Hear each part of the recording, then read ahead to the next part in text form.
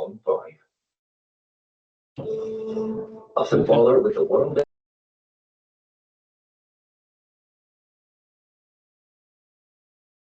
Right, good evening, everybody, and welcome to another one of our PRISM webinars. In the past, obviously, we've had a little break throughout March. We went all the way up to the end of February with these meetings, and then we've had a little break. But tonight, we've got a meeting with Grace and Ben from Germinal on forage technology advances with their climate smart solutions. So Grace is a herbage seed production agronomist and forage researcher at Germinal. She focuses on how to manage multi-species swards to benefit both the environment and livestock production systems. And Ben Wixie is hopefully I've pronounced that right. If not, you'll have to correct me, Ben. Is the agricultural director for GB and Ireland. He's worked in the industry all his life, and he's responsible for the sales team, which do all the knowledge transfer for their seeds. So if anybody has any questions, I knew we'd probably have a smaller group of people this evening due to the glorious weather we're experiencing for April. So I know a lot of people have sent their apologies. But if anybody wants to ask questions as we go through, either type them in the chat or do the raise your hand function, and I'll ask you to come in and ask those questions. So without further ado, I'll hand it over to you, Ben. Right. Well, can you hear me? Yep, we can hear you fine. It says I'm muted, but okay. Let me just quickly share this presentation.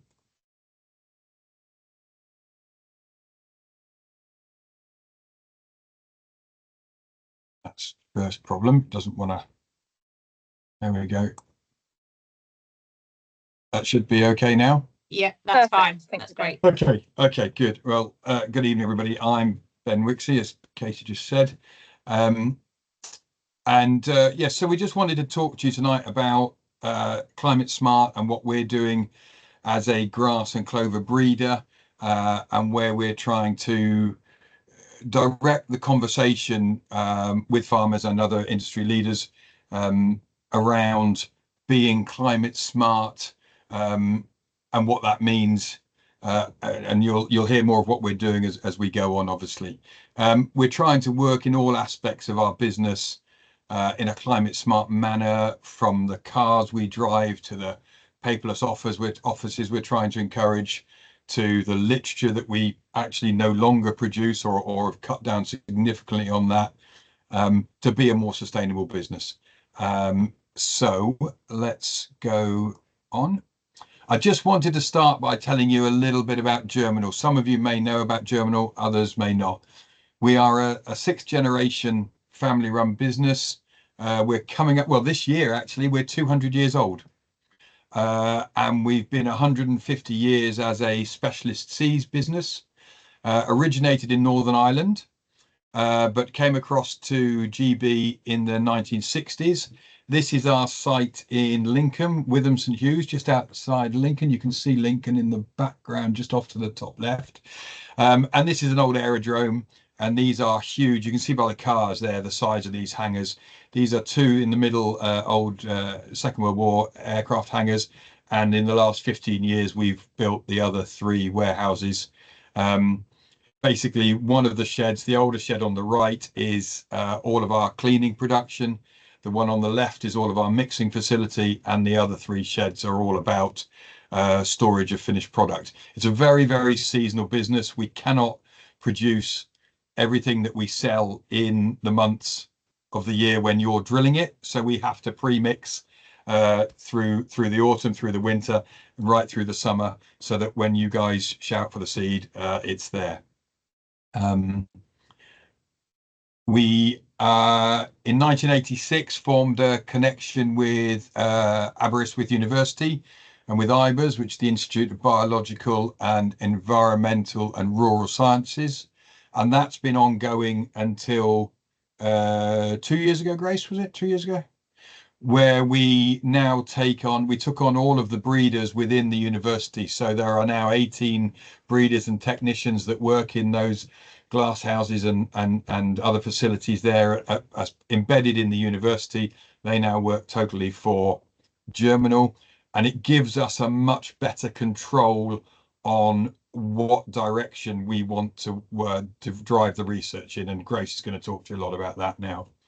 We try to bring innovation and quality in everything we do. Grace is going to go through some of the innovations that are coming. The biggest one that you hopefully will know about is high sugar grass. I think Grace is going to mention that anyway. But there are other things in terms of rhizomatous clovers. We were doing work with chicory back in 2000, and we introduced hybrid brassicas into the country a long time ago as well. So there's a history of innovation in what we do. We don't just grow grass and sell it.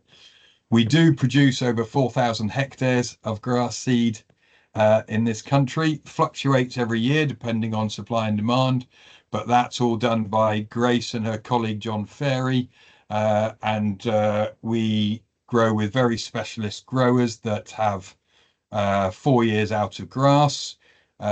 Best works in an arable rotation or a potato rotation,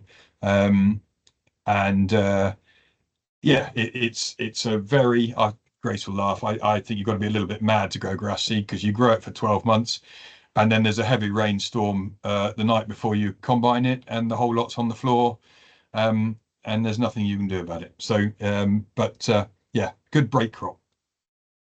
In 2018 we started our Germinal Horizon Wiltshire and our Germinal Horizon program to put into practice the theories and the knowledge that we had. There's a lot of replicated plot work, which is what you can see there, but it's to test the theories and prove the concepts that we believe we have, because the university is very good at breeding grass and clover, but there's no room or facility there to test the concepts. So a lot of the multi-species work has happened in Horizon, and there's a new Germinal Horizon site hopefully coming in Ireland in the next 3 or 4 months. We do not sell to farm direct. We work with merchants across the country. And without bragging,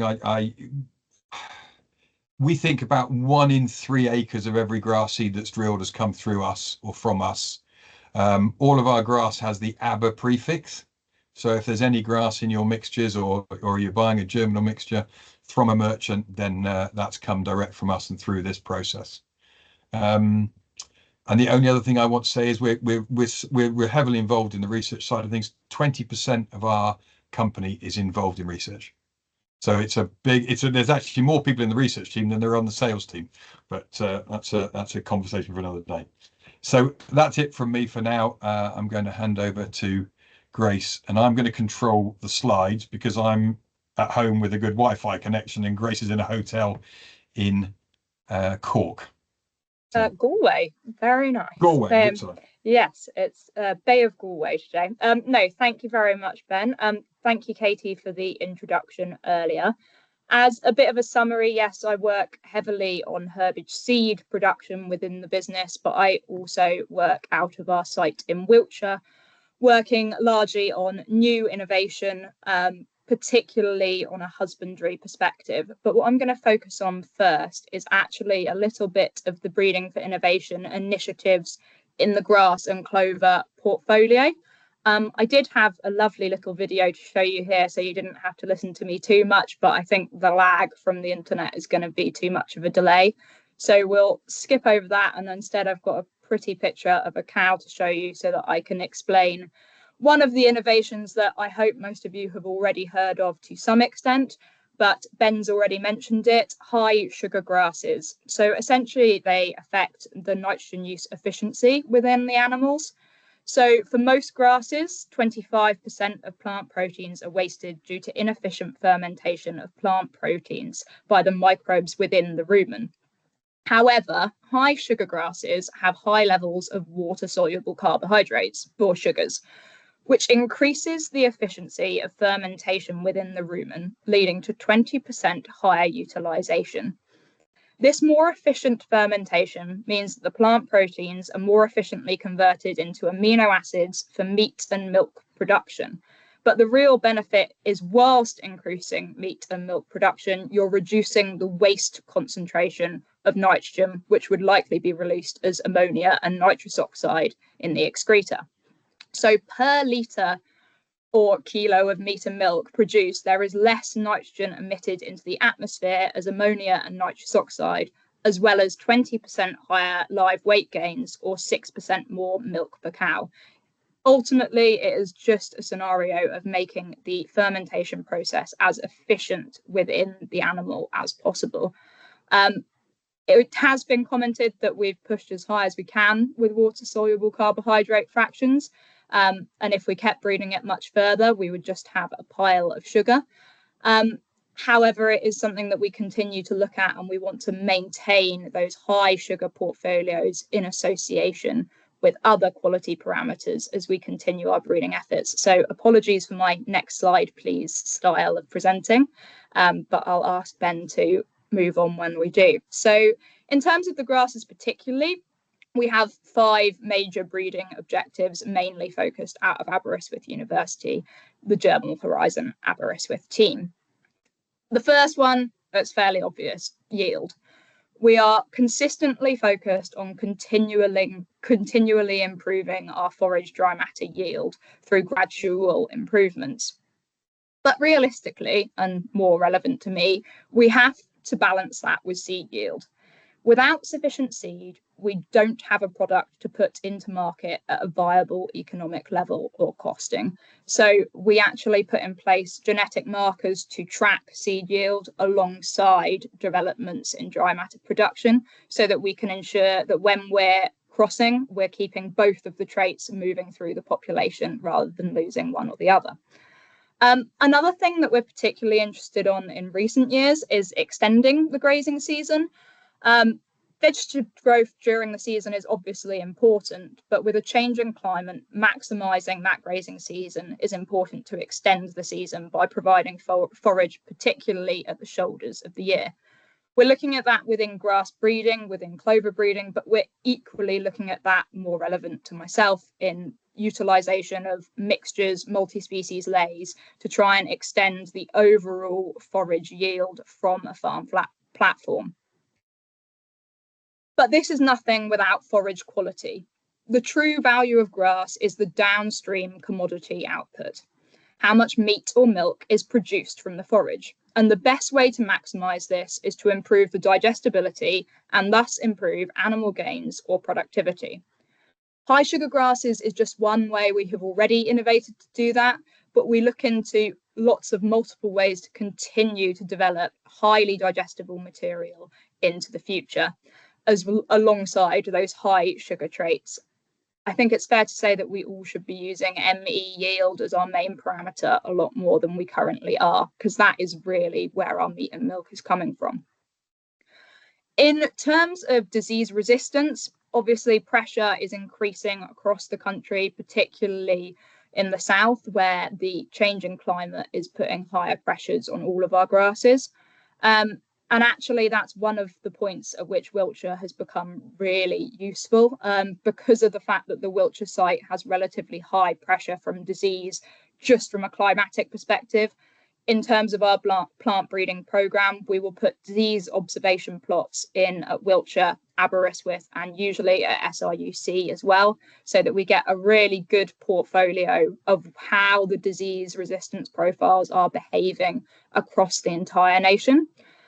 Some of this is through inoculated trials, so realistically we're trying to create the disease.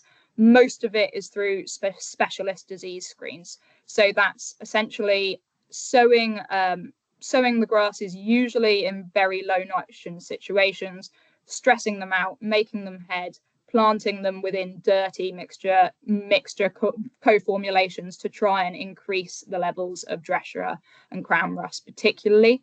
One of the things that we also look at very closely from a seed perspective side is black stem rust, which can be an absolute robber on seed yields of our herbage production crops. So it's important that we're breeding for this at the earliest stages possible. Another thing that is key is persistence. Ultimately, that is going to depend on the intensity of defoliation, but with increased volatility within the weather, we're looking increasingly at winter hardiness traits.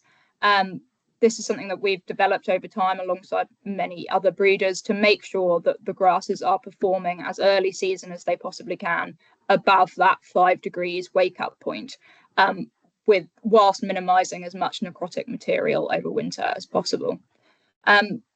But like I mentioned, ME yield is the real driver here. So if I can ask Ben to switch slides, I just wanted to show you all the sort of innovation put into action. So I'm aware that the bottom axis is very busy on this. However, the green bars essentially represent all of the ABBA material. And as you can see, 10 of the top 15 varieties for production per year in terms of ME yield are from Germinal Horizon Aberystwyth, with previously IBAs from the breeding programme. Ultimately, it's a key breeding objective for us, which is supported by the high sugar grass technology and continual improvement to make sure that we stay in that left-hand side of the graph in comparison to the other recommended list varieties. I'm not sure if you got anyone on from Ireland, but we also would be performing similarly in the Ireland Pasture Profit Index. So in terms of the PPI, would be 5 of the top 10 overall would be ABBA varieties. So we really are putting it into practice and making sure that it comes through in those recommended list and PPI trials the other side. We're also more recently looking at agronomic plus traits. So that's starting to look at the more climate smart, resilience, changing world traits that we can start breeding in. One of the examples of this is looking increasingly at rooting.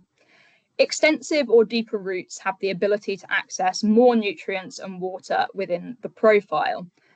One example of this is fesculoliums. So for those that don't know, fesculoliums are a cross between fescue and ryegrasses. In general, fescues have a higher heat or drought resilience. It depends a little bit on which festuca species you're looking at. Quite a few of them have a higher heat and drought resilience. But as a standalone species, they generally lack palatability and quality for animal production, compared with the more utilizable lowlium ryegrass-based species. However, when you hybridize the two, you can maximize both traits. You can keep the heat and the drought resilience whilst also making sure that you have got a palatable, high quality grass.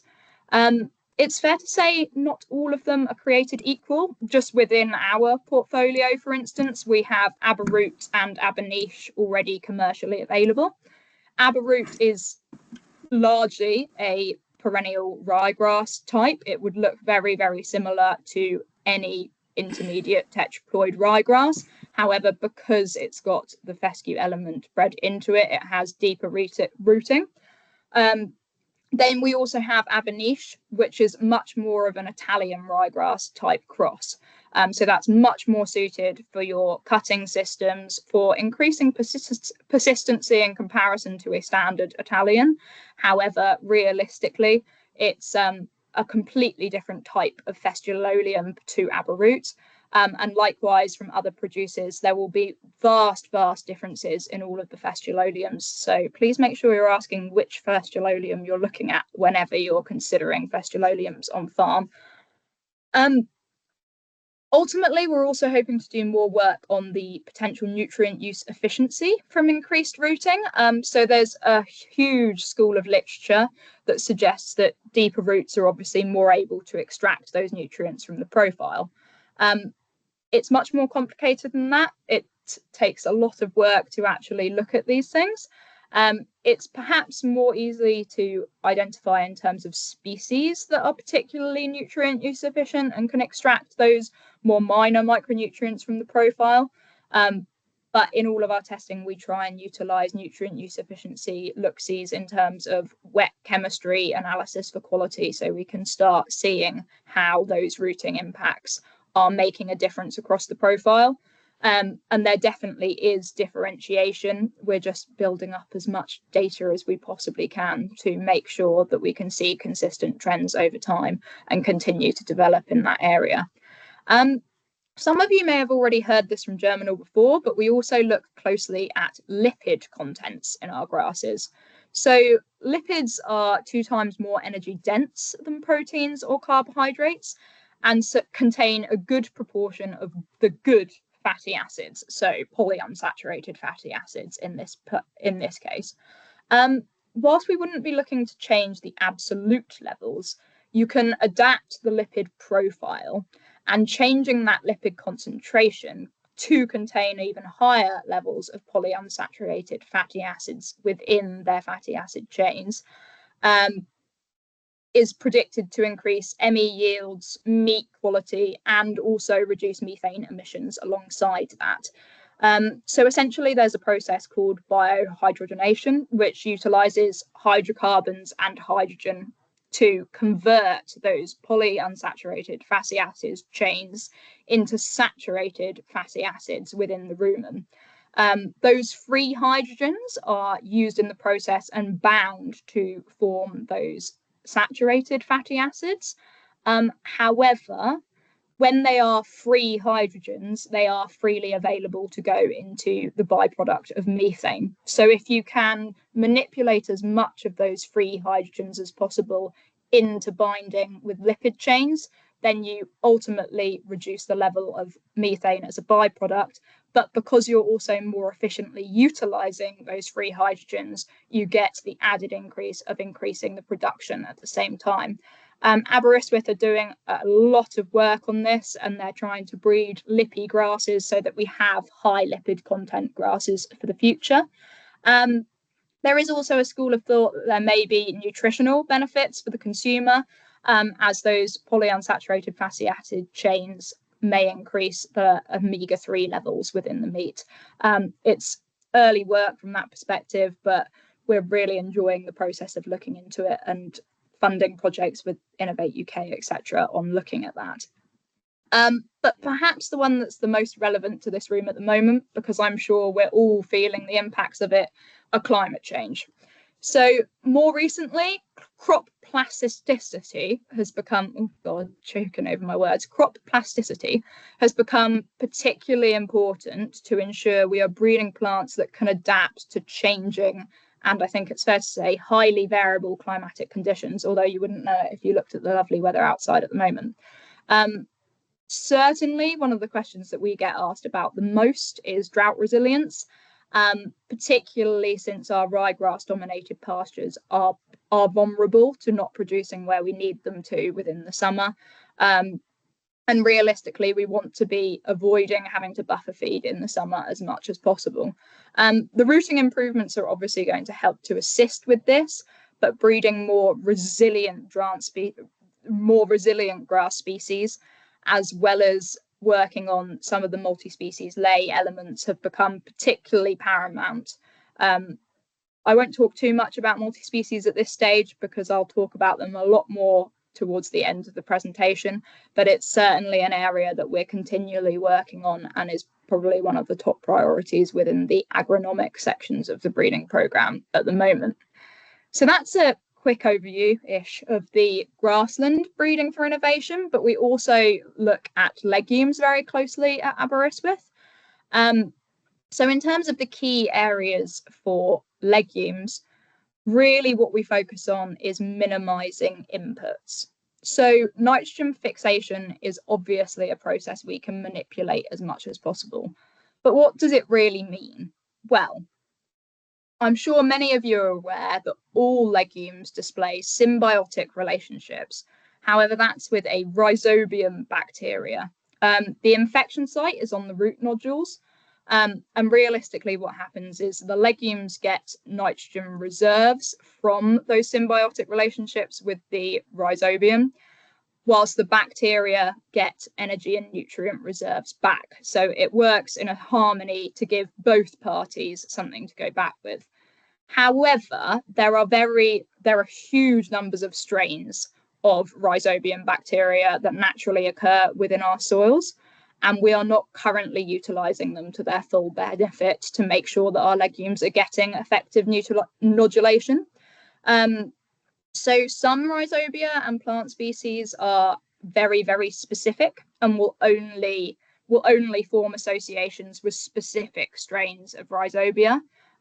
Some, however, are very broad and will cover a huge variety of legumes, from birdsfoot trefoil to most of the different clover species. But that does mean the levels of nitrogen fixation within our legumes is varying greatly. So it's generally considered that levels are between 100 and 150 kilos of nitrogen per hectare per year. However, there is evidence of current rhizobia strains in our soil providing up to 250 kilos of nitrogen per hectare per year. Realistically, the clover requires about 75 kilo to 100 kilo of that. So at that 100 to 150 kilo level, most of the nitrogen is being utilized by our legume, rather than being available for lateral transfer to the neighbouring grasses within the sward. Large amounts are also returned to the soil from the animals and actually can be used by the companion species that way after they've passed through the animal.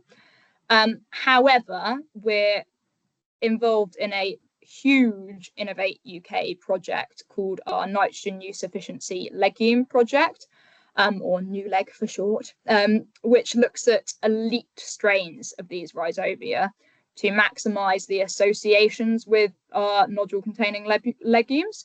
And at the moment, we're hoping that it'll increase the potential nitrogen fixation to 300 kilo of nitrogen per hectare per annum consistently. So with that 75 kilo available for the clover, you're then obviously talking about potentially 225 kilo available for the neighbouring grasses. So you're really then able to maximise the availability to those companion species and minimise artificial inputs. Another thing that we're actually looking at in terms of minimising inputs is phosphate use efficiency. So clovers in general are extremely phosphate hungry. And there are, as you're probably well aware, more and more talks about restricting phosphate applications, particularly on our high indice soils. However, as we're aware, a lot of phosphate that is in the soil is actually locked up. So without artificial applications, it's difficult to predict how much is going to be utilisable to our plants. So if we can optimise the phosphate that is there, we can maximise the growth of our clovers. So what we've done at Aberystwyth is we've made white clover selections from populations that were deliberately sown on low fertility land, to cross for lines that yield well in those low phosphate soils. We then multiply those up to maximise phosphate use efficiency within a white clover population and get a phosphate use efficient elite line. So both of those are massive projects with huge potential within the market. Particularly because we're looking at some novel legumes within those nitrogen fixation and phosphate use efficiency projects. So phosphate use efficiency is largely focusing on white clover, but within nitrogen use efficiency, we're also looking at our novel white clover, which is actually a cross between Caucasian Trifolium ambiguum and Trifolium repens, which, as you can see on the side for stressor resilience, is double root. So it has rhizomes and stolons, which makes it more resistant to particularly extremes of temperature. It's very popular in Japan, and when we are able to utilize that in association with nitrogen fixing rhizobia, we can maximize the output of these species. We also have new genetics from a birdsfoot trefoil perspective. Sorry, I should probably note before Ben smacks me over the head that we do have a commercially available double root available. So it's already on the lists as everlasting, and is in a considerable amount of our mixtures already, but it's just the first in a line of these double rooted white clovers. In terms of the birdsfoot trefoil, it's a particular area of interest because of the drought resilience.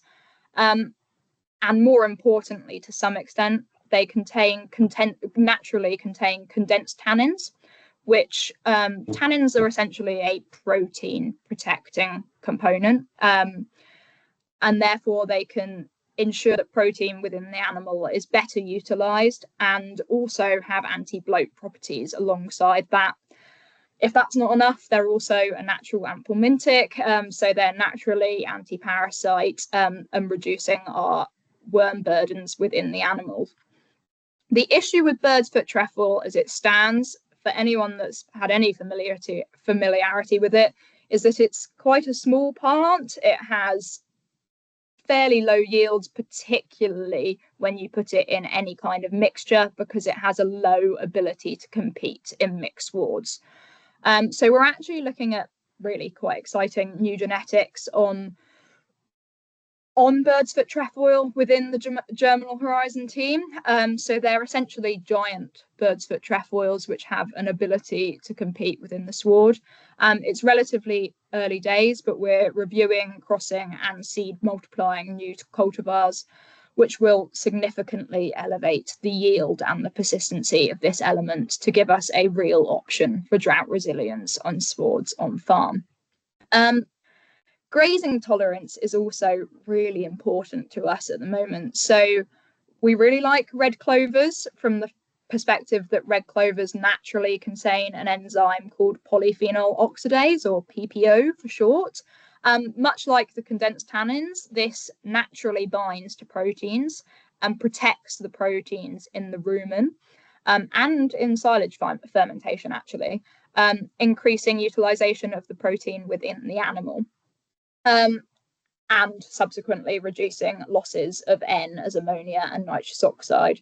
It also has really good production effects because where it binds, it then allows for secondary metabolization of those proteins within the abomasum so that you can still really efficiently utilize the proteins within the animal.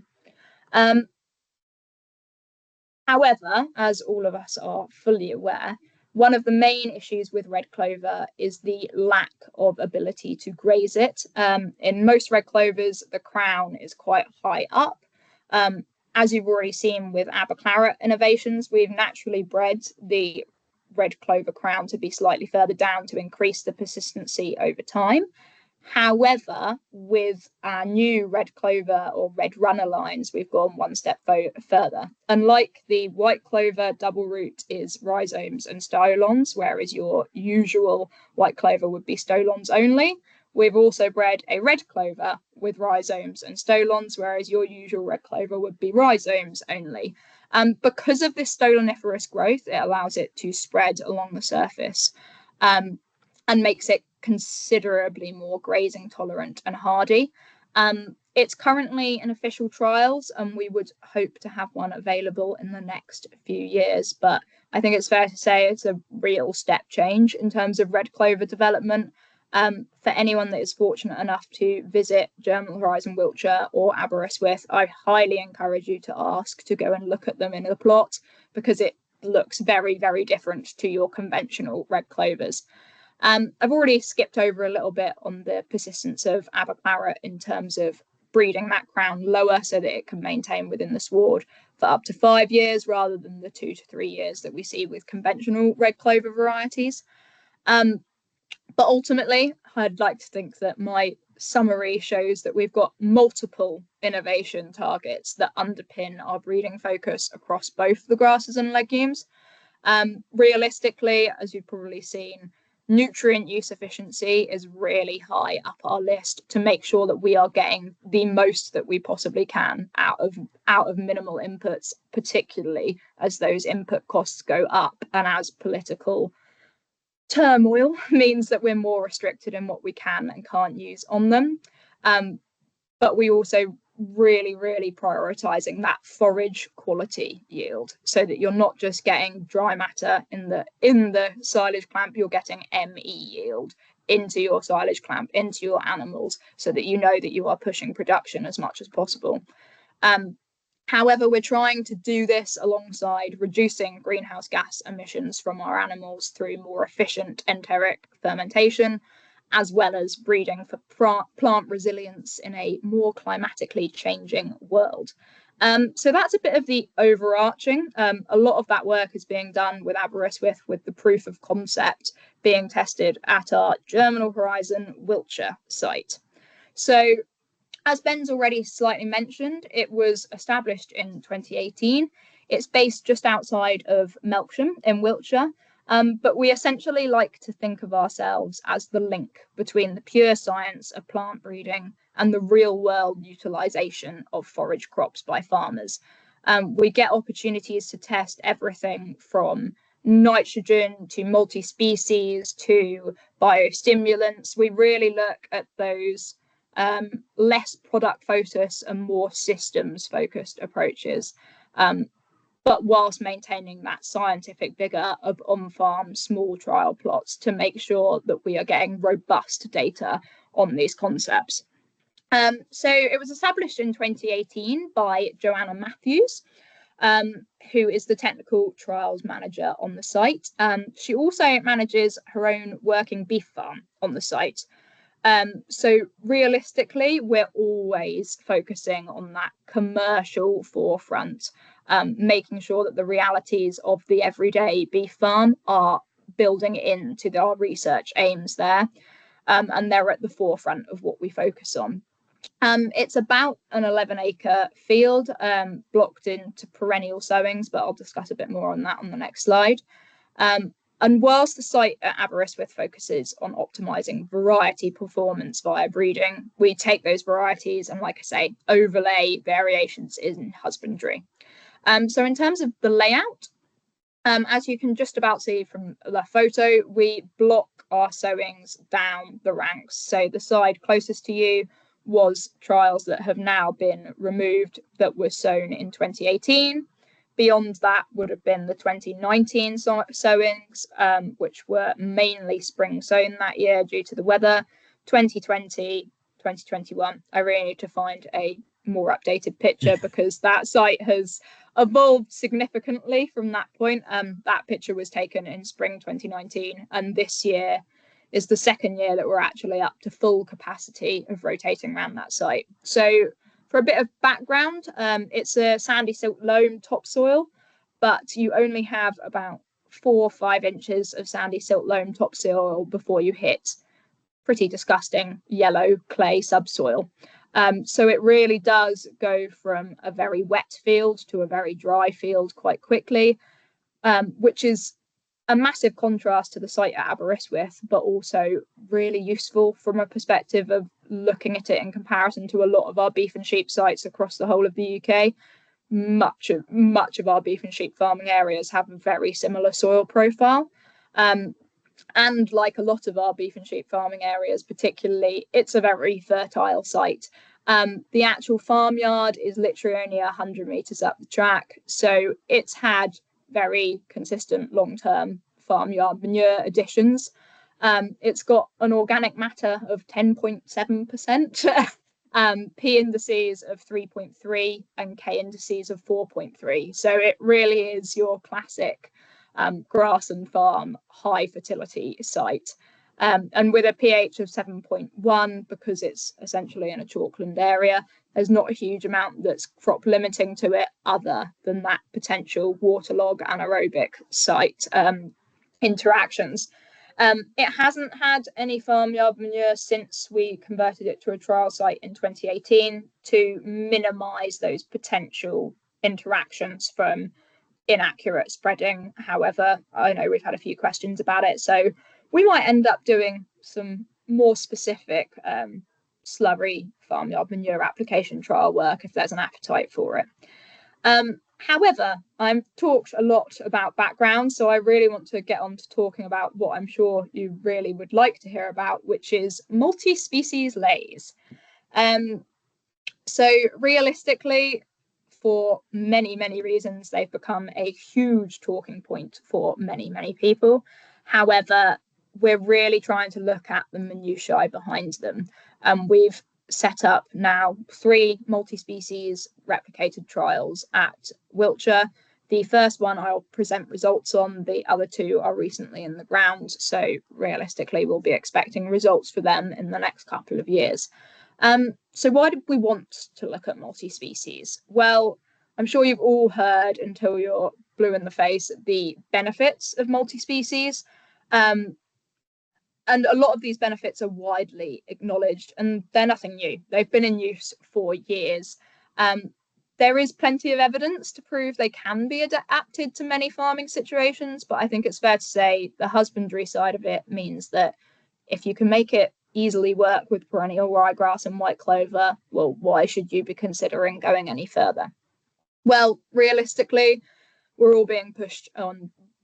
Many of us want to go towards more biodiversity on our farms, whether that's from a species richness perspective, whether that's from soil health, or whether it's to meet targets for environmental schemes. But we're also trying to utilize that from a perspective of making sure they work for us. So they have potential for increased capture of moisture, light, and soil nutrients from those varying rooting stratas and structures, alongside anthelmintic properties from species such as bird's-foot trefoil, the nitrogen fixation of the legumes, obviously, and really where I think they come into play is this seasonal growth, leveling out our yields throughout the season, and particularly through periods of climatic stress, so that we can have a more consistent grazing profile throughout the year. They also have potential for increased protein utilization, whether it's via those condensed tannins or whether it's via the polyphenol oxidases within our red clovers. We can be maximizing protein utilization from our swards. They also have potential drought tolerance and potential productivity increases over a perennial ryegrass monoculture, as well as really focusing on that nutrient use efficiency, so higher yields from lower nitrogen inputs in particular. And of course, the big thing in the room is that there's a strong relationship between increased root biomass and increases in carbon capture in the soil, which, who knows, maybe one day we might be able to sell that. Ultimately, we know quite a lot about the properties of some of the individual species and what the species can deliver on their own. What is far less known and understood is how they actually fit together and how we can optimize those multi-species lays to make sure that they are delivering what we need across the profile.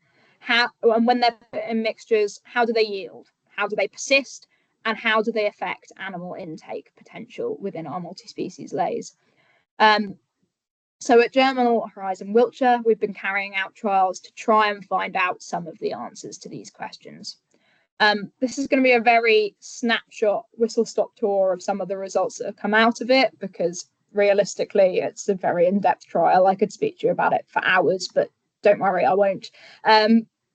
I wanted to start a little bit on our mixture population. So we sowed a trial in the spring of 2019. So it's had a full trial profile. We've seen it through 4 years of production, and we can really consistently now report back what those findings are across a longer term profile of a multi-species lay. So what isn't on this slide is the two sort of baseline controls. So we had a straight perennial ryegrass plot, which was Abergreen, sown at 34.6 kilos per hectare. We then did perhaps the most simple multi-species lay you can and added some white clover to that Abergreen at 2.5 kilo per hectare of aber pasture. So that's a blend of medium and small leaf white clovers, as well as 10% aberlasting or double root. We then looked at relatively simple multi-species lays. So as you can see on the left-hand side of the graph in front of you, we looked at that simple addition of just adding red clover, chicory and plantain, as well as timothy as an additional grass. 2 grasses, 2 clovers, 2 herbs. So relatively simple 6-component, sorry, don't know why it says 8-component there. A relatively simple 6-component mix to essentially utilize the most basic multi-species lay. We then looked at adding in some of those more minor herbs. So the Alsite clover, black medic, bird's-foot trefoil, salad bonnet, sheep's parsley and yarrow. So it makes it a more complicated mix, but as you can probably see, actually the grass seedling rates within both of those stay relatively high. So in terms of the simple multi-species grazing, it's 72.7% of the mixture is grass. In terms of the plus herb mix, you then stay just below that at just 68% of the mixture. And then we looked at a diverse grass mixture. So the diverse grass mixture was looking at ryegrass, timothy, meadow fescue, and cocksfoot to see if you could get some of those buffering properties from particularly the cocksfoot midsummer season, but still keeping a very robust grassing rate. We then looked at a diverse mixture, which was commercially available at the time, actually, which cuts down the proportion of grass to allow for more light infiltration and better establishment of those herbal mixtures. So in that particular 16 component diverse mix, it's actually only 41.7% grasses, so a real cut down in that grass percentage within the seed mixture. I won't talk too much about it in terms of more mixture formulation. The only things I do want to point out is that in the diverse mixture, because it makes quite a big difference, there was 6.42 kilo of samfoin sown per hectare, so quite a robust rate of samfoin within that multi-species mixture. And then I also want to point your attention to the difference in the chicory and the plantain kilo per hectare seed rates from that competitor diverse mixture.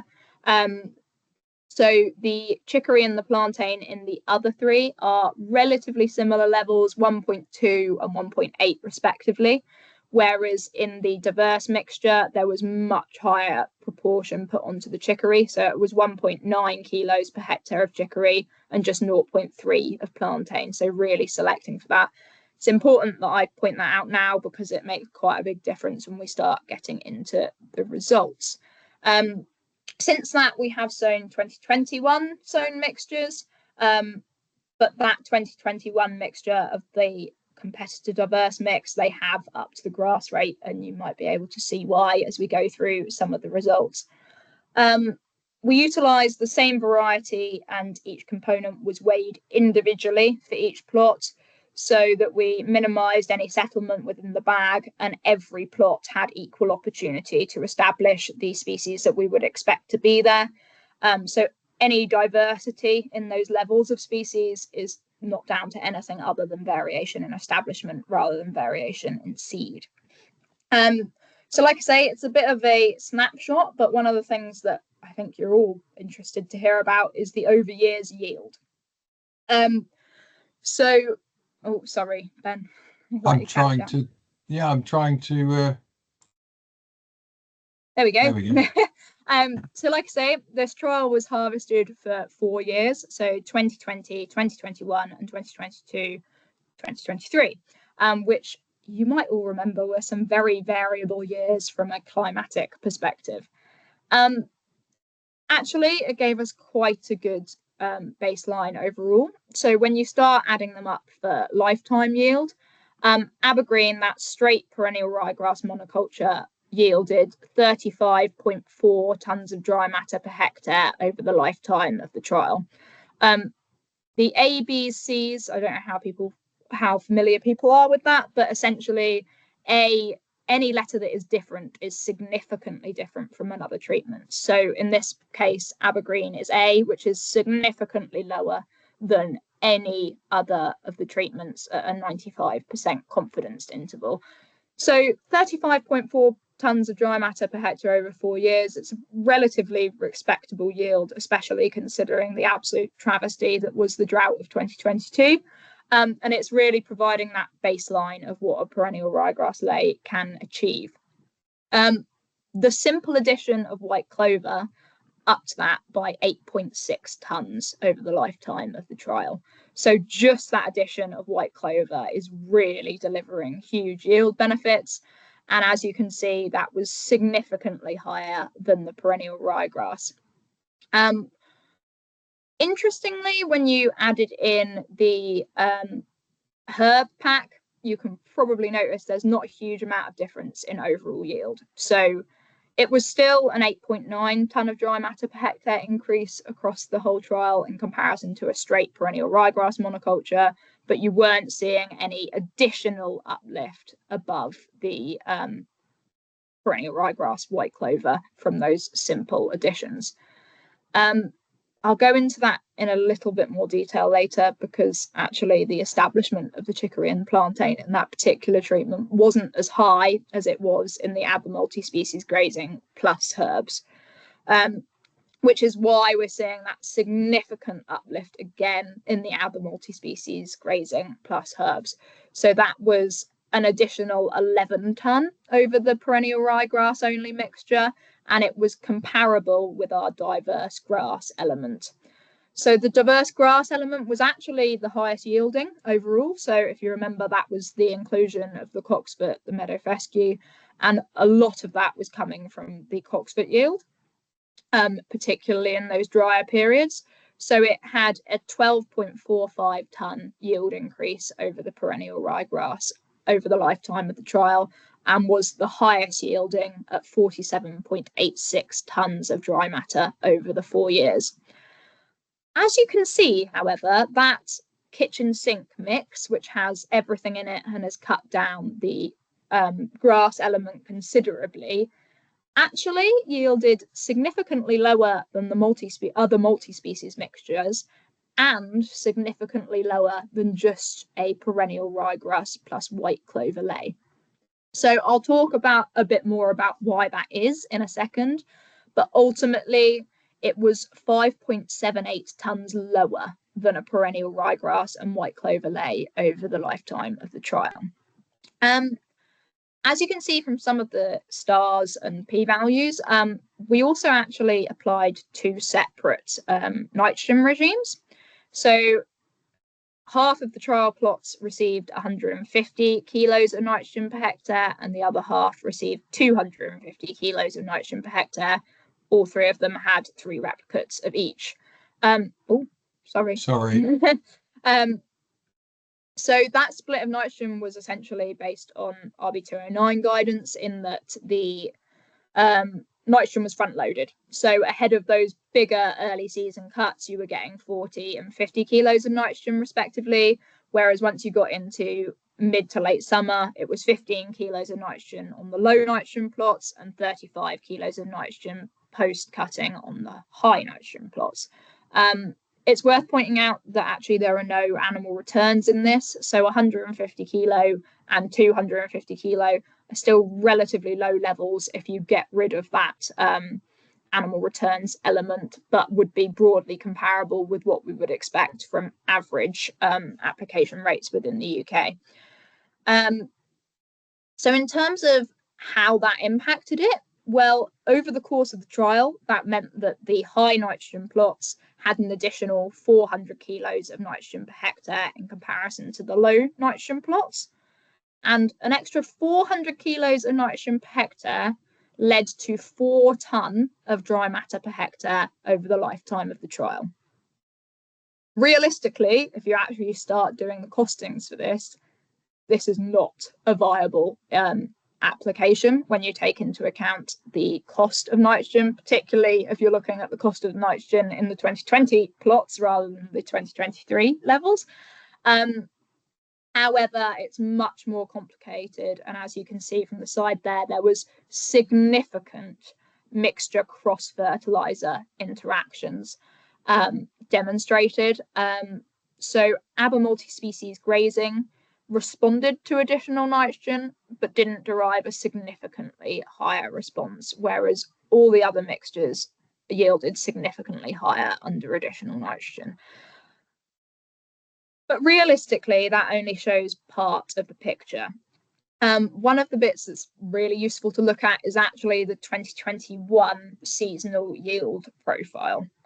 Sorry, Ben. I'm trying it now. It's decided to slow up. There you go. Oh, I've just got stars. Yeah, that's all I've got. Oh, I must have been far too clever and added on a load of transitions for this. Sorry, I'll get you to stop there, Ben. So realistically, that green line at the bottom, that's the perennial ryegrass on its own. As you can see, it's actually a fairly good baseline perennial ryegrass curve that would follow fairly well average levels that you would expect, perhaps slightly more of an upturn in the summer than you would anticipate. But realistically, it's fairly characteristic of an average perennial ryegrass yield profile. Right, oh, sorry, Ben, I'll ask you to add all of the others on now. Okay. So essentially, the addition of those other species didn't have a huge range within them, other than at key timings.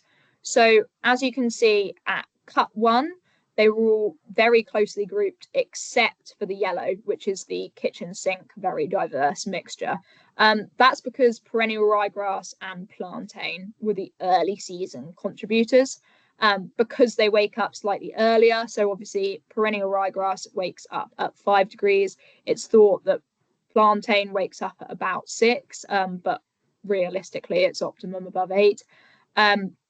And in the 2021 year, the mean soil temperature was 7.16 degrees at that cut 1 timing. So really optimizing those.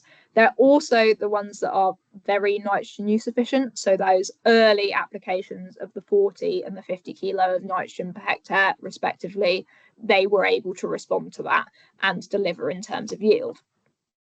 That diverse mixture, however, had the lowest perennial ryegrass and plantain content, so the overall yields were significantly reduced in comparison to the yields of the other mixtures. That's partly because, as we mentioned before, that diverse mixture also had a very high chicory content in comparison to the plantain component. And chicory doesn't wake up until 11 degrees Celsius soil temperatures, so it's not able to ameliorate biomass at that 7.1 degrees Celsius timing, and therefore isn't contributing highly early season. At cut 2, you're obviously looking at a relatively high grass potential. It was taken on the 19th of May, hence why all of the treatments are performing well, with an average yield of 2.9 tonnes of dry matter per hectare at that timing. From cut 3 onwards, you start to see the mixtures differentiate a bit more, and that's largely to do with differentiations in composition and those compositional reactions to climatic conditions as you go through. So the simple additions of different species elevated yields over the perennial ryegrass monoculture, whether you're talking about white clover or chicory and plantain. But you can see that on this particular grass, the chicory and plantain, and particularly the diverse grass elements, were able to increase the yield further above the perennial ryegrass baseline. Realistically, that's a trend that continues until cut 7. So you get the benefits of particularly those herbal and legume elements. You've probably noticed that the only timing at which that yellow line, so the diverse mixture, really performs and is really the highest is cut 4. So at cut 4, the temperatures were 18 degrees on average, and there was only 46.6 millimeters in late June, and this cut was taken on the 7th of July. So it was in a relatively high period of soil moisture deficit and was contrary to the normal weather pattern. Because of those optimal conditions for chicory, that meant that at that particular timing, the diverse mixture was able to compete significantly over the top of many of the other mixtures and performing comparatively to that diverse grass, whereas at every other point it is significantly lower than the others, and at many points it's actually comparable with the perennial ryegrass monoculture. I'll skip over a little bit some of the others. The only thing I want to point out is the low yields in cut 5 were essentially because of the very high soil moisture deficit at that point. That was also reflected a little bit in the dry matter percentages. So they were 2.9% higher at that cut 5 timing, indicative of high crop stress during a period of moisture deficit, which again really showed Abergreen in terms of its limitations at that particular point, and surprisingly didn't allow the diverse mix to actually flourish because it had used up so many energy reserves at that cut 4 timing. In terms of overall trends then, Realistically, Abergreen did 12.2 tonnes of dry matter over the course of the 2021 year. The diverse mixture was the next worst performing at 13.8 tonnes of dry matter. Those multi-species grazing elements, so the Aber multi-species grazing alone did 15.3 tonnes. The perennial ryegrass plus white clover did 15.5 tonnes. The Aber multi-species grazing plus herbs did 16 tonnes, and the diverse grass was the real winner at 16.5 tonnes over the course of the year, which was 4.2 tonnes higher than that perennial ryegrass monoculture. But to understand a lot of that, we need to go into the details of the mixture composition. So I have some very pretty pie charts to show you on that. Aber multi-species is actually the treatment that I've decided to pick out to look at you.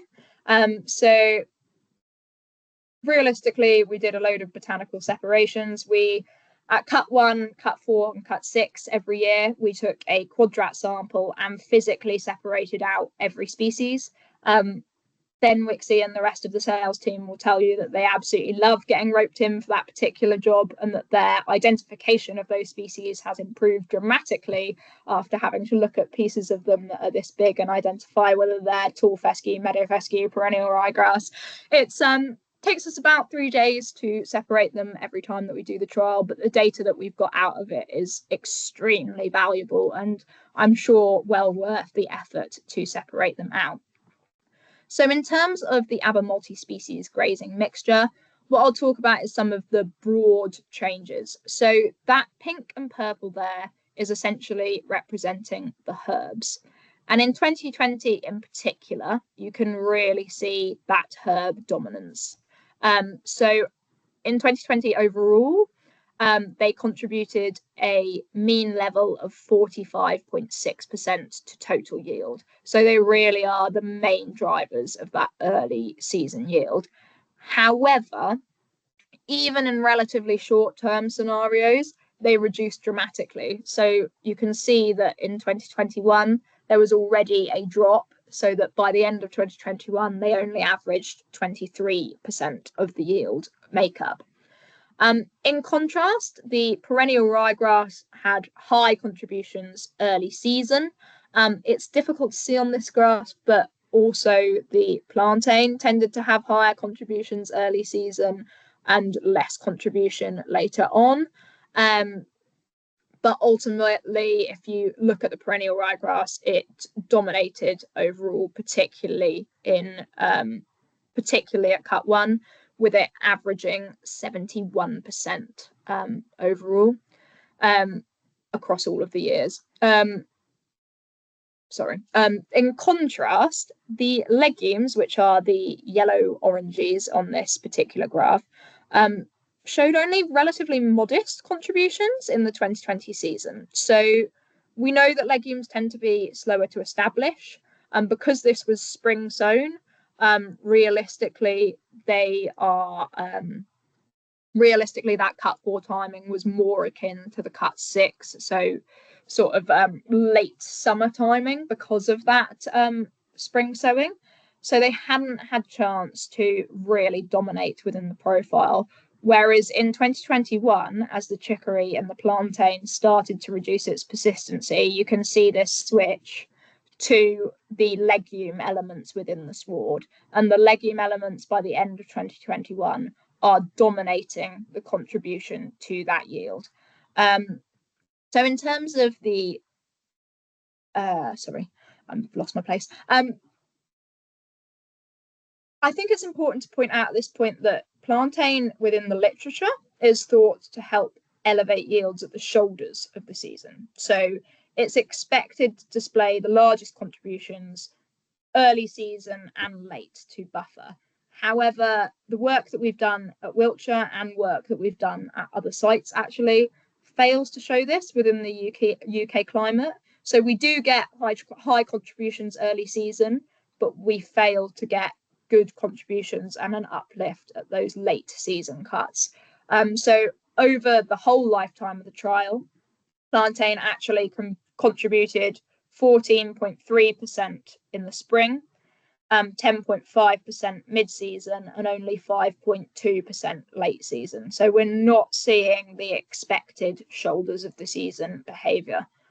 It is also a relatively short-term perennial herb. So although it contributed 20.5% at the first cut in 2020, by the time we get to the 2023 slides, which are on the next one, it had fallen to 0% and there was nothing there. Likewise, chicory, relatively short-lived herb, so it was contributing a significant amount of the overall biomass at 27% in the first harvest year. However, this wasn't repeated in the second year to the same levels, at 10.38% in average in 2021. And then actually, and sorry, Ben, I'll get you to change the slide here. What the chicory did, interestingly, was it stabilized.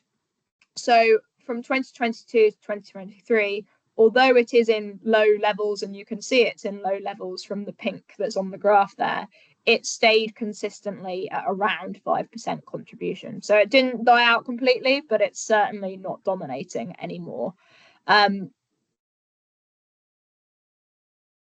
Sorry, these are for grazing results. However, so I should probably go into that a little bit more. So the way that we utilise the trials in Wiltshire is we do a simulated grazing management based on my tiny little combine harvester, which is basically a mini forager. It's very simple. It is a reciprocating cutting knife that takes the entire plot and puts it into a weigh bunker. So we would weigh the whole plot together, and then we would take a subsample of that goes through a chopper to create a forager sample that goes for wet chemistry analysis for quality. So because of the complications of actually grazing it with animals, what we utilise is simulated grazing. So this got cut with that forage harvester every 21 days. If there wasn't sufficient material at 21 days, it was extended to 28. And if there wasn't sufficient material at 28 days, it was mown and reset to make sure that we weren't pushing the profiles out too far, which is a similar protocol to what you would see on official trials when they're doing simulated grazing work. I take your point that it does mean that we are assuming that everything below that 5 centimetre cutting was utilisable. I'll go into that a little bit more later because it's particularly relevant in terms of utilisation of chicory. But the daily live weight gain trials that people like Tommy Boland have done start to show that although this is an assuming utilisation, there are benefits from a perspective of daily live weight gain for those multi-species inclusions, and we are seeing it translated into animal production as well as just those dry matter yield basis. I hope that answers your question. So in terms of the ryegrass, and actually more importantly on these slides, the clovers, although in cut 4 2022 it did what we would expect it to, and after a relatively cold early season in 2022 it was able to ameliorate sufficient biomass in that mid-season warmer timings. For those that don't remember, it was particularly dry in 2022, so it was contributing significant amounts to the yields, but as you might remember from the graph earlier, the overall yields across the season were very, very poor because the profile was essentially compromised by extreme drought conditions. So realistically, as you can probably see, that meant that we had high levels of weeds come in because of the fact that that drought severely compromised the sward. Clover in particular actually has been seen to be relatively slow in the establishment stages with really high potential to then contribute. However, one of the things that it often does is that it is very, very good at contributing during drought periods. However, it is seen to be one of the major impacts on persistency of clovers because it has to use so much energy reserves to carry you through the drought. it then struggles to thrive after that. So it is coming back in cut 4 in 2023, but you can see that it's severely knocked the levels of clover from what we would anticipate if we hadn't had that extreme drought year. There is some varietal differentiation, but ultimately clover is very good at closing the stomata quickly, so it means that it can retain water and keep growing, but because it's gone into that self-preservation mode, it severely compromises its energy reserves coming out of it. So all of these are very much utilizing them all in utilizing all of our practices in a holistic way to make sure that we're getting the most out of drought resilience across the profile and maximizing our water conservation to get us through drought resilient periods. I think it's also worth pointing out that in this mixture, obviously there was perennial ryegrass and timothy. The timothy is the slightly darker green. As you can see, didn't do a huge amount throughout the whole period. So it is slower to establish. It was there. It was consistently there, but it's never really contributing high levels towards those dry matter yields. Sorry, it's a bit of a whistle stop, but I thought this was quite a nice example of bits to look at. There's also a star above the cut 1 2022 perennial ryegrass. So that's a significant nitrogen interaction. So I haven't got the graph to show you, but essentially the application of additional nitrogen, so the high nitrogen versus the low nitrogen for that treatment, the high nitrogen had significantly higher levels of perennial ryegrass and significantly lower levels of legume, and the low nitrogen had significantly lower levels of perennial ryegrass, although it was still making up over 50% of the mixture, and that was filled by that white clover proportion. So you can see the impacts of how those managements are starting to make huge differentiations to what the sward viability is over time, and particularly the contributions from individual components. It formats in a little bit to your question about cutting. So my next slide is actually a bit of a look-see that we did alongside this trial. So we got asked a lot of questions on why we were essentially operating a 21 to 28 day grazing interval, albeit by mechanical defoliation, on a multi-species lay. And there was a huge school of thought that realistically, if you are utilizing multi-species lays, you need to be at much higher intervals, leaving them for longer, and essentially doing your, for want of a better word, trample a third, eat a third, and poo on a third element. So we had a little bit of a look-see at this. We left the guards longer. So instead of cutting them every 21 to 28 days, we cut them every second cut. So they ended up on 42 to 56 day intervals. So still not hugely protracted, but much more in line with what you might expect from a cutting system, and much more in line of what you might expect from the slightly more regenerative, leaving longer covers, grazing to residuals. They were both under the low nitrogen 150 kilo of M per hectare regime. But as you can see from this slide, one of the main differentiations was actually the longevity and persistency of the chicory. So these are the levels after 4 defoliation seasons. So essentially at the end of, well, at the beginning of 2024, these were taken. And there are no significant differences between the ABBA multi-species grazing or the ABBA multi-species grazing plus herbs. But what you can see is significant differences between those two grazing intervals. So on that 21 to 28 day interval, you had about 1 plant per meter squared at the end of the trial cutting. However, leaving it for a longer, more protracted interval of 42 to 56 days, you had just over 2 plants per meter squared. It worked out on average 1.48 plants per meter squared higher. So you are definitely conserving your populations of chicory further and allowing higher persistence. However, unfortunately, it's not quite that simple. So if I get Ben to move on to the other slide, we also obviously measured the impact of that on yields. So actually, it was pretty promising overall, in that overall that longer grazing interval was sufficient to significantly increase the yield over the top of that 21 to 28 day interval. Sorry.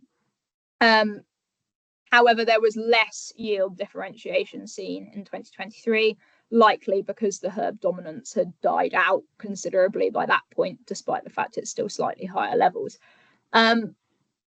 But overall, leaving it for longer increased yields by, on average, 2.3 tonnes of dry matter per hectare per year. So a really appreciable increase in dry matter, particularly considering that you're cutting it considerably less times throughout the year.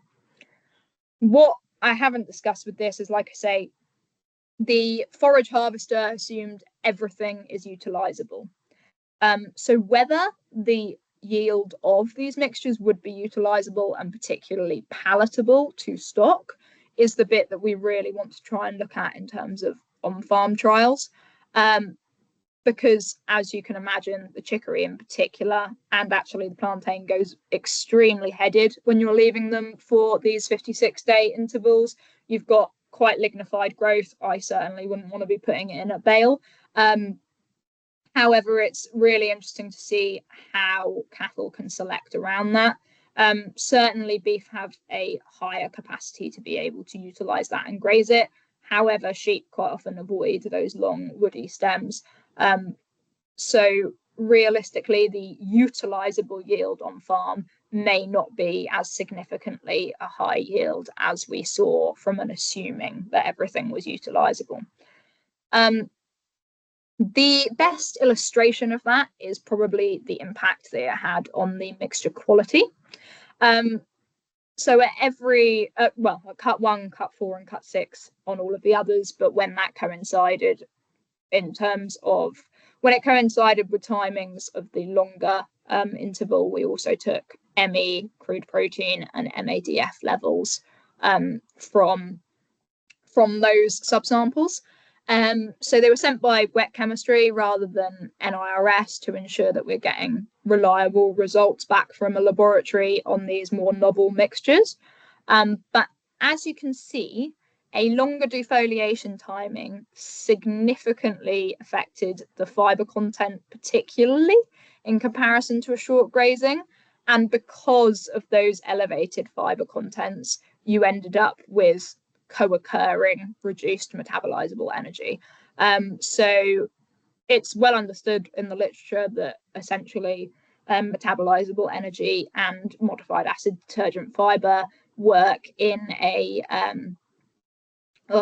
essentially in a linear regression against each other, in that they're negatively correlated. So the higher the ME, the lower the acid detergent fibre, and the higher the acid detergent fibre in general, the lower the metabolizable energy. It's not a perfect relationship, but it stands true most of the time. So because of those changes in the short and the long defoliations timings, the short defoliation actually had an ME that was 0.34 megajoule per kilo higher on average, co-occurring with a acid detergent fibre, which was 3.5. Oh, sorry, co-occurring with a crude protein actually that was 3.5 percentage points higher as well. So you were severely impacting the quality of that sward. So although we have higher yields, you don't necessarily get higher quality yields. Because we were only conducting quality at certain timings, I can't calculate an over the years ME yield. But if you assume that the points at which ME was collected is the same for each cut, as an average, then you get a significantly lower ME yield, despite the fact you got a significantly higher dry matter yield. So there's a lot of interactions going on. I could go massively into more detail on the impact of the nitrogen regime in particular on that, because the nitrogen regimes had, as you might expect, highly significant interactions with not only the yields of the clover proportion particularly, but also the quality of the clover proportion. So that application of the additional nitrogen meant that a lot of the time you were making the clover lazy. So it wasn't trying to fix its own nitrogen. And that meant that it realistically was just doing the bare minimum, not extracting as much nutrients from the profile as it would have been. And actually you saw particularly an ME and crude protein dilution when you increased the nitrogen within the profile. As you might know, clovers are extremely crude protein rich. They were our highest crude protein component within the species. So there was actually points that increasing the nitrogen by 100 kilo per hectare per year significantly decreased the crude protein yield per annum. So there's a lot of complex interactions. This is a bit of a whistle stop, I'm afraid, although I'm sure I've spoken for plenty long enough to you all. So thank you very much for listening. I'm going to pass back on to Ben, and he's going to talk to you a little bit about how we're utilising some of this innovation to build our new climate smart range. And thank you for listening. Thank you, Grace. Yeah, so I literally just want to spend 2 or 3 minutes talking to you about what we're doing to put all that work that Grace has just been through and lots of other stuff into practice and what we have available. We've introduced this new range of climate smart grasses. They're based around the high sugar grasses that hopefully many of you will know. We've had a range, high sugar grass range, with a numbered range for about 20 years. But the timing is right now with the environmental pressures and everything else to talk about performance for livestock and forage yield and digestibility and quality and everything else that Grace has mentioned, but also the sustainable elements as well. So we have 5 categories of mixtures in the range. As I say, they're all based on the high sugar grass principle. The first category, and by far the biggest one, is a climate smart clean category. We are using high sugar grass in that, with and without clovers, and within each one of these categories there are a range of mixtures. So there would be a short-term cutting mixture, a medium-term grazing mixture, a longer-term multi-cut mixture, and right up to a 2-cut system with a grazing thereafter.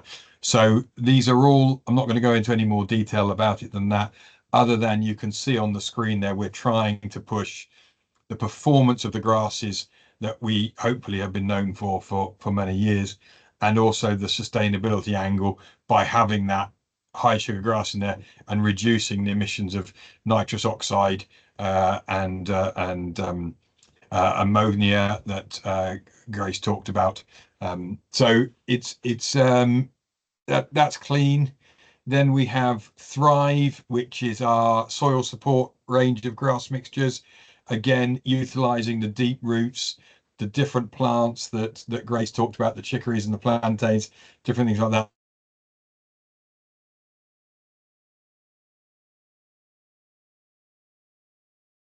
You seem to have lost Ben. He's frozen. Yeah, I wondered if that was just me or whether it was carbon capture and things like that. So that's the Thrive range. Then we have Adapt, which is where we're using the plants that are more resilient to those extremes of drought. So your longer periods of drought resistance.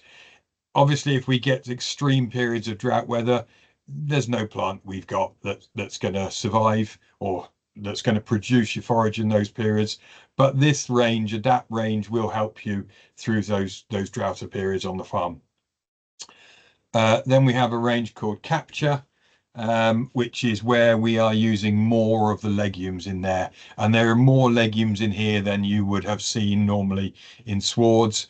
And this is where we're obviously trying to reduce the nitrogen applications in particular. And then the last one of the range is Restore. I'm assuming we've lost Ben there. So I think we have lost Ben by the looks of it. No, that's fine. So essentially, I'll wrap it up a little bit in that the Restore element is looking at particularly those more stewardship mixtures. So whether it's going into SFI, whether it's other ELM schemes, it will be essentially related to political movements to make sure that it's ticking the boxes for those particular exercises. Which actually was nicely where Ben was going to stop from a perspective of the Climate Smart range. It was just going to be a very brief overline on how we're utilising those innovations to try and factor into some of our ranges going forward. And it's certainly something that we're interested in looking at more over time. I very much appreciate you all listening to me waffle on. As you can probably tell, I'm quite passionate about multi-species mixtures in particular, which as I started as a pessimist towards them entirely, it's nice to get some science behind it. Sorry, I'll let Ben step back up again. Sorry, Ben, I stole your thunder with the Restore summary. But realistically, you seem to be muted, Ben.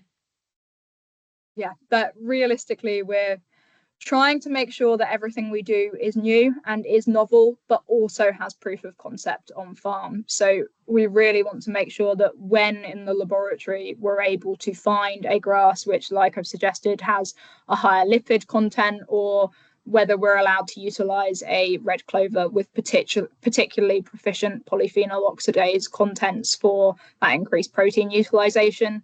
We want that proof of concept on farm, whether that's through utilising the plots at Wiltshire to look at dry matter yields, to look at quality yields, to look at nitrogen overlays, or whether it's actually on-farm trial work to make sure that your daily live weight gains, your meat and milk production are being supported by those elements. That's what makes us all tick, essentially. Did you want to say anything, Ben? Sorry. No, I think you've done that, and I just wanted to say, as I said at the very beginning, we don't sell direct to farm, but we do deal with nearly every merchant in the country within reason. The Climate Smart range that I very briefly talked about there is our Germinal brand, and that's, you know, you can ask for that from a merchant. Most merchants have got access to it. Some of them have their own ranges, some of them sell our range, so it's readily available. And as we go through the next few years, and a lot of the innovation that Grace was talking about, as those products come to the market, they'll be launched in that Climate Smart range. So I think that's it for tonight from us, guys. I don't know if there are any questions. I see you were reading questions as you went along, but has anybody got any questions they'd like to ask to either Ben or Grace? It's made me realise just how complicated grass is, and how I know I used to create the recommended grass and clover booklet when I was at HDB, and how obviously there is so many grasses that don't even make the list, but still trying to get that message across that those that don't make the list are obviously really, really poor, and you need to make sure those are definitely not in your mix. But yeah, Crosby, you've got a question. If you want to unmute yourself and then come in. Yeah, just a simple question. Well, it's not simple. Sheep only. I would be of the feeling, I think that their first grass, when you cut down the 9 species, but you cut the ryegrass well back.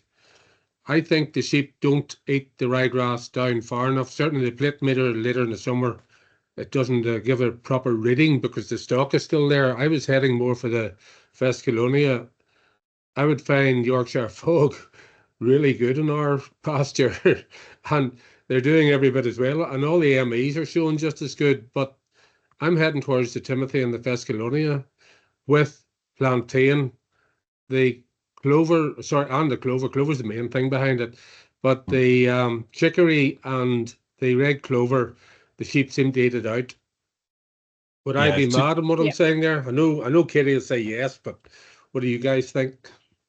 Yeah, that is certainly one of the complications, and I know I mentioned earlier, while I'm a converted optimist towards multi-species swords in general, I am massively pessimistic about putting your whole platform down to containing red clover and chicory, etc., because making sure that the residuals and the post-grazing residuals are where they need to be to ensure the persistence and get good utilization is really complicated on farm.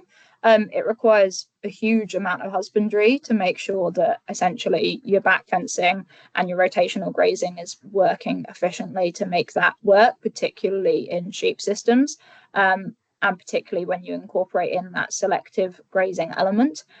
So certainly utilizing ryegrass and white clover as a backbone alongside those more drought resilient Festivalium types is a good option. Timothy, I think it's highly dependent on where you are. If you're in an area that tends not to suffer too much from a drought perspective, which would be indicative of the Yorkshire fog that you're seeing as well, I would suggest that there's probably a fair amount of wet in your area. I think Grace, actually we've heavy clay, so that's maybe why the Timothy does well. Yeah, and realistically on a more wetland system, certainly the Timothy comes into its own. When you're on soils that are potentially more prone to the drought element, then the cocksfoot tends to dominate from that perspective. The interesting thing on Yorkshire fog, sorry Ben, is that actually Yorkshire fog is one of those grasses that is very, very interesting because it makes you feel better. It looks like there is always a huge amount of material there, but we have actually done a fair amount of work on the sort of cultivated versus uncultivated species, and Yorkshire fog in particular has extremely low weight, so it will look very bulky. It will contribute to what makes you feel like is a lot of grass, but if you actually cut and weigh that, quite often there's not a huge amount of dry matter yield there at all. But certainly from a prolificacy perspective, Jesus, can Yorkshire fog grow, and it's very, very good at self-seeding. So from a herbage seed production perspective, it's one of our biggest weeds, because once you have some, it really does multiply through the crop. So we utilize plenty of methods to get it out. Sorry, Ben, did you want to comment? The only thing I'd say is that the red clover and the chicory both have got that crown in the top of them, and I suspect with the sheep or the lambs, they're just grazing it a little bit tighter and damaging that crown. Then you're getting rain splash sclerotinia into the plant and killing it quite quickly. What will be good for you in the future will be this red runner, this red clover with the PPO, that will give you that resistance to grazing. And the other thing about Yorkshire fog, it's not particularly good at converting nitrogen to dry matter. So any fertilizer that you are putting on would not be as efficiently used as some of the perennials and other grasses. But it's. Okay, thank you. Paul, don't forget to unmute yourself, Paul. Hello, yes. Yep, we can hear you. Hello, yeah. Yep. Can you hear me? The point there on self-seeding, years ago, the grew, the seed was actually growing, in different locations, whereas now growing the seed's actually a specialist thing. But would it help with self-seeding if there was seed growing in different, in locations within the UK? If the actual seed was grown within the UK, would it help with the genetic expression within the plant to produce, that your seeds would be better at self-seeding? I don't know, or am I? Well, certainly, genetic expression influenced by where the seed's actually growing, and does that affect its persistency then when we sow it, say, in our particular area? So in terms of innovations in quality, particularly, one of the ways to increase the ME yield of your grasses, as you can probably imagine, is to decrease its proficiency to head, which from a herbage seed production angle has meant that we've had to do a lot more work on making sure that our agronomy within our seed crops is is good to essentially try and stress out the grass and make it head to be able to create that seed production element. It is all produced in, well, pretty much all produced in the UK from our perspective. We end up in a bit of a horseshoe, anywhere from sort of Herefordshire, Shropshire, down into Dorset, particularly high levels in Hampshire, and then Norfolk, Suffolk, as well as up into Lincolnshire. We don't have a huge amount in the Midlands, and we end up having to avoid properly further down into the southwest or more into the northern grazing areas, just because you need those isolations from ensuring that you're maintaining the variety. Because of the fact that it's wind pollinated, you could get cross-contamination with native grasses, particularly in areas with high levels of native perennial ryegrass, which would mean that because we're breeding a distinct line, you are taking out some of the hybrid vigor, but that's why grass is actually bred as a population to create a variety rather than clones of the same material, so that you still are able to maintain that hybrid vigor within it and ensure that essentially that you are maximizing your dry matter and ME yield parameters without increasing a propensity to head, which would then essentially reduce your on-farm utilizable ME yield in particular. Sorry, Ben, I've probably... No, Paul, I don't think that where you grow the grass seed crop will affect the following seed production and the forage that seed then produces once we bag it up and send it back out.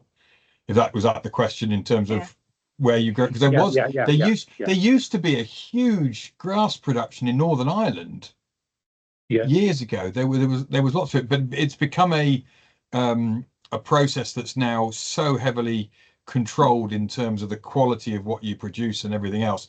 But I've never seen or heard of any work where the grass seed crop is grown makes any effect on the following year's forage once you've sown it out again. And in fact, we grow the majority of our white clover in New Zealand because we don't have enough heat units here once pollination has happened to then get the seed to grow in a regular system. So we grow a lot in New Zealand, and occasionally if we can't grow enough of a specific variety, we will grow grass in New Zealand, and I've never known of any problem with that coming through. It's a very interesting question. My gut feeling is no, because the genetic the only reason is in that grass seed and in that grass plant.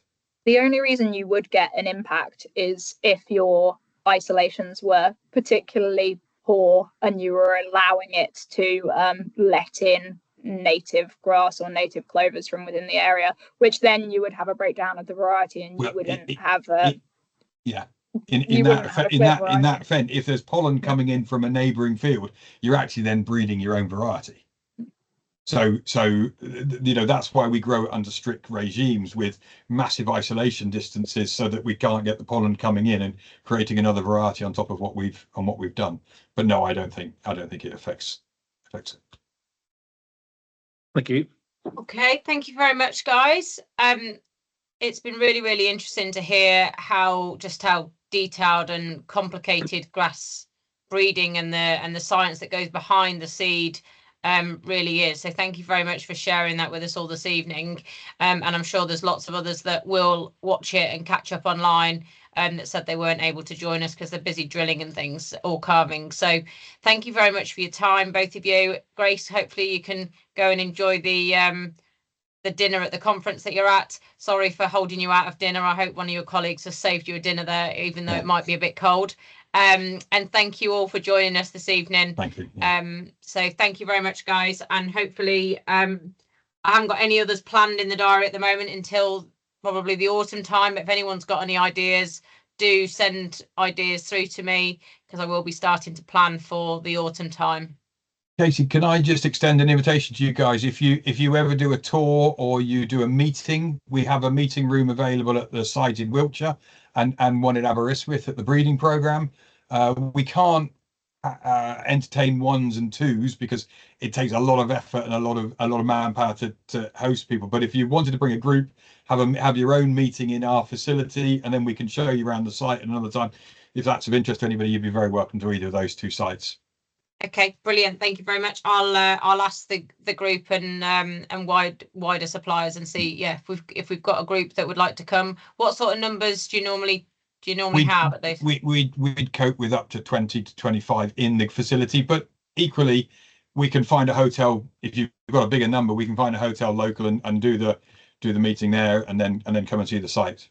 Yeah. Okay. Right. Brilliant. No, thank you very much for the offer, and thank you very much everyone for your time this evening, and we'll catch up again soon, hopefully. Thanks, Sure. guys. Good night. Thank you very much. Thank you. Cheers, Katie. Bye-bye. Bye.